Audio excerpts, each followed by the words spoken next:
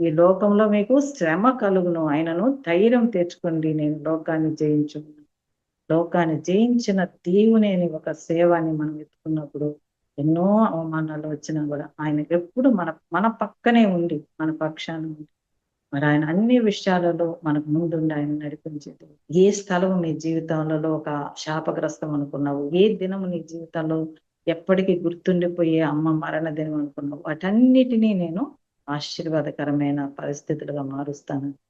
మరి ఇక్కడ ప్రతి దైవ కార్యం అదే ఏప్రిల్ 24 ఇక్కడ ప్రార్థన గృహం ఓపెనింగ్ గాని, మందిరము ఓపెనింగ్ గాని, ఒక ఫస్ట్ ఎయిడ్ సెంటర్ అన్నీ కూడా ఏ దినము నా జీవితంలో గుర్తుండే దినం అనుకున్నాను. ఆ దినాన్ని ఒక ఆశీర్వాదకరమైన దినంగా మార్చినాడు దేవుడు.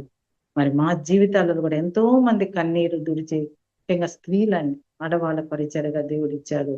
ఎందుకంటే ఈ రోజుల్లో కూడా ఎంతో మంది స్త్రీలు చెప్పుకోలేని సమస్యలు, కుటుంబ సమస్యలు, డిప్రెషన్‌కి వెళ్ళిపోతున్నారు. ఆత్మహత్య చేసుకొని మరణిస్తున్నారు. చీకటిలో ఉన్నవారు, అంధకారంలో ఉన్నవారు. మరి బయటికి తీసుకురావడానికే నేను నిన్ను ఏర్పరచుకున్నాను.